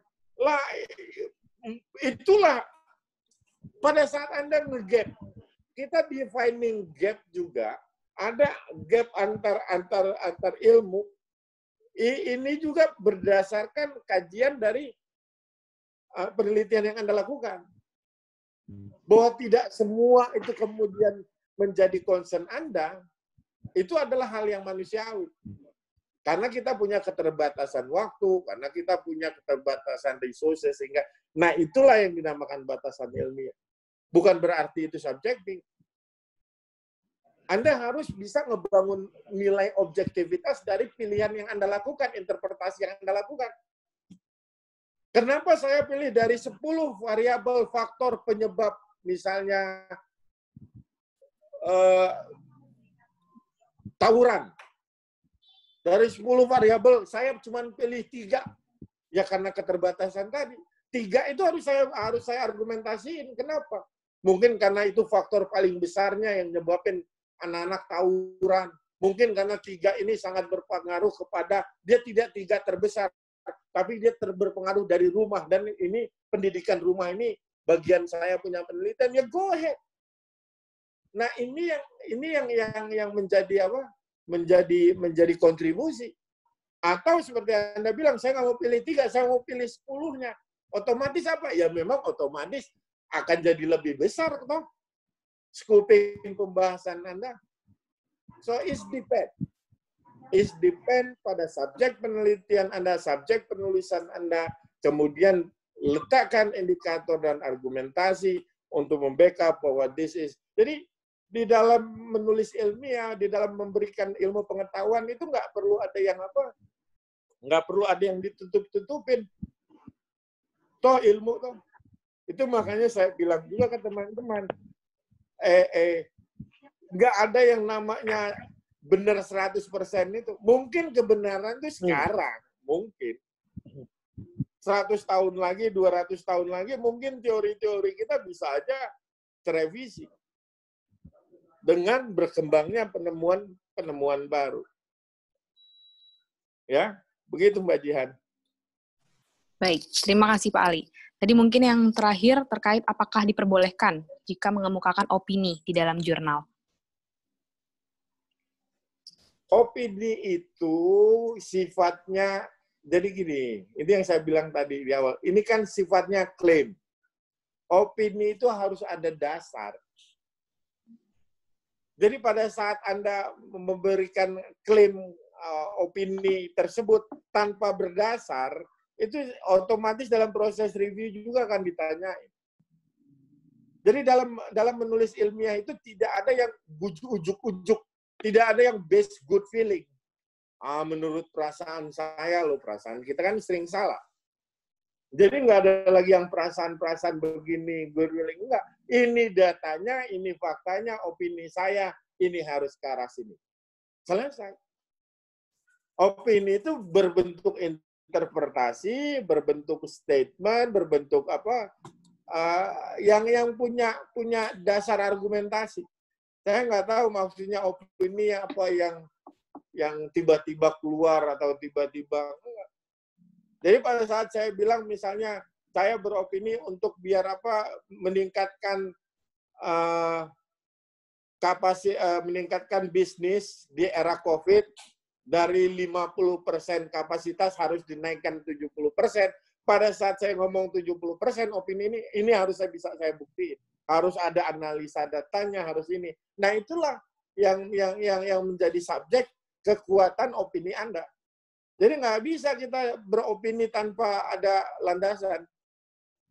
Ya, apakah sekarang di jurnal akan mengasih tempat opini? Oh, pasti. Karena opini itu interpretasi. Opini itu harus ada landasan argumen. Selama landasan argumentasinya bisa solid, bisa dipertanggungjawabkan, why not? Kalau tidak, itu jadi backfire. Gitu, Pak. Baik, terima kasih Pak Ali atas jawabannya. Jadi karena kita juga ada keterbatasan waktu, jadi untuk sesi tanya jawab pada siang hari ini kita cukupkan terlebih dahulu. Namun Pak Ali, jika teman-teman di sini ada yang masih ingin bertanya kepada Pak Ali, kira-kira bagaimana Pak Ali? Apakah membuka lewat email mungkin atau kemana kira-kira? Itu nanti saya punya tim research ya. Okay. Jadi nggak apa-apa nanti kalau untuk teman-teman UI, welcome aja nanti datang ke center kita di Fakultas Teknik. Tim saya itu dari mahasiswa S1 ada, S2 ada, S3 ada. Dan dulu sebelum COVID itu rutin, tiap minggu ada diskusi, tiap minggu ada ini. So, welcome aja. Nggak pasti bisa ketemu sama kakak-kakak kelasnya, ketemu sama teman-temannya. Itu memang kita ciptain untuk apa? Nanti kalau sudah sulit banget, biasanya baru ke saya. Nanti saya ada waktu untuk apa? Untuk diskusi ngaji mingguan lah istilahnya, bareng sama tim. Nah, tapi sebelum itu biasanya di ini kita emang udah ada langsung diskusi antar peer. Jadi kalau mau ke saya, monggo aja Mbak, tapi nanti di saran saya ya bagusnya kumpul-kumpul ilmiah seperti kalian ini, makanya saya support sekali. Dari sini bisa ngundang apa yang narasumber yang berkompeten ya. Jadi monggo aja, welcome aja. Nama center kita CSID di Fakultas Teknik itu ada emailnya, ada ini. Jadi teman-teman mahasiswa di center kita juga very helpful. Jadi everybody kita learning bareng. Jadi monggo, Pak. Baik, terima kasih Pak Ali. Jadi tadi ya teman-teman, jika ada yang ingin mengetahui lebih dalam lagi, bisa juga dengan mengikuti sesi webinar yang diselenggarakan oleh Departemen P dan K, Pendidikan dan Keilmuan BEM UI 2020, seperti itu. Baik, Pak Ali, terima kasih banyak atas sesi pemaparan materi pada siang hari ini. Kalau saya boleh sedikit merangkum tadi apa saja yang sudah kita bahas.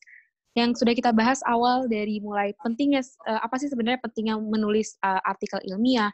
Salah satunya adalah dengan kita membangun profil kita di ranah nasional ataupun internasional, kita juga bisa mengenerate kerjasama ke institusi lain maupun membangun networking, karena networking sebenarnya adalah resource yang sangat bagus, dan juga menulis ini sebenarnya adalah salah satu investasi yang paling baik, teman-teman. Selanjutnya tadi kita juga membahas tentang bagaimana cara kita menulis ilmiah, mulai dari menulis title, abstrak, metodologi, discussion and result, sampai ke conclusions-nya. Itu sudah dijelaskan detail oleh Pak Ali. Nanti mungkin teman-teman jika merasa perlu melihat file rekaman bisa menghubungi panitia. Di grup koordinasi juga akan diberikan ya linknya teman-teman. Dan mungkin sebelum kita menutup, saya mau mengingatkan kembali kepada teman-teman untuk jangan lupa mengisi link survei yang nanti akan diberikan oleh panitia di kolom komentar ataupun di grup koordinasi. Seperti itu.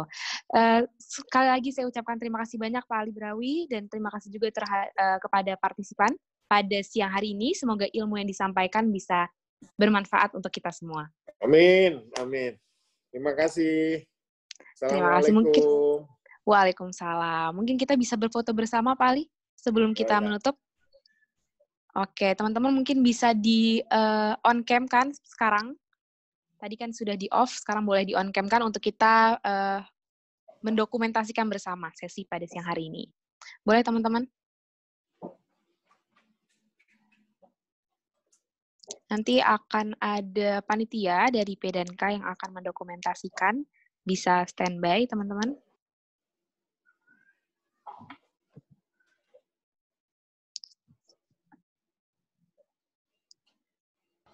Oke, ada lumayan banyak nih Pak Ali yang ikut di sesi pada siang hari ini. Udah ada total 190 partisipan. Dan kelihatannya pada excited juga nih terkait dengan tema pada siang hari ini. Oke, jadi mungkin langsung aja ya.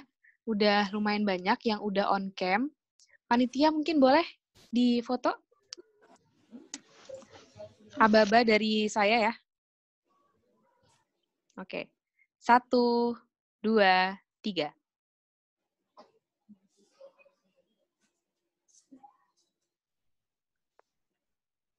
Lagi sekali. Oke. Sekali lagi. 1, 2, 3. Ya. Baik. Oke, Terima kasih. Mbak Jihan. Terima kasih teman-teman, sukses ya. Terima kasih banyak, Assalamualaikum Pak Ali. warahmatullahi wabarakatuh. Waalaikumsalam warahmatullahi wabarakatuh.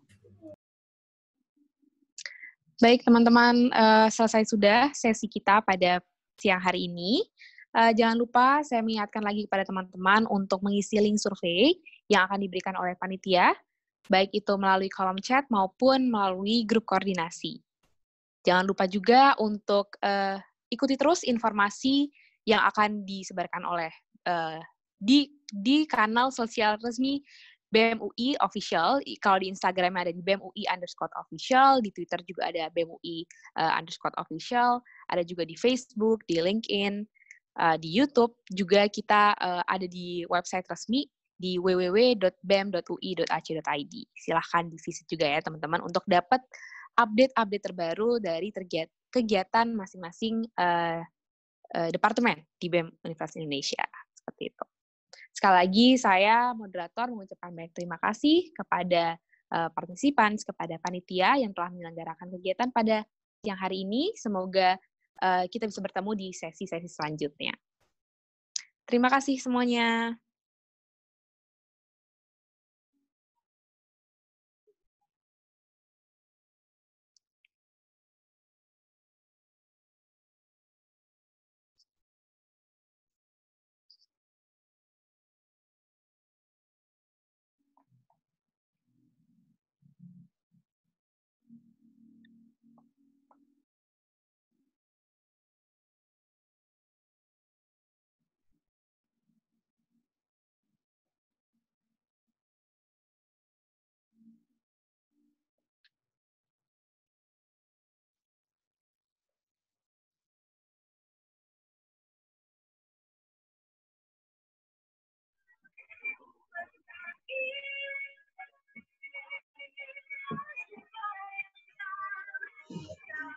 Iya, sama-sama semuanya. Jangan lupa setelah ini mungkin bisa di-follow kanal sosial media resmi kami, baik di Instagram, di Twitter, di Facebook, LinkedIn, ataupun di website. Teman-teman juga bisa mendownload aplikasi BEM Universitas Indonesia yang sekarang sudah bisa di-download di Android dengan nama UI Info. Di situ juga kita akan terus update informasi-informasi yang akan diselenggarakan oleh teman-teman di BEM Universitas Indonesia.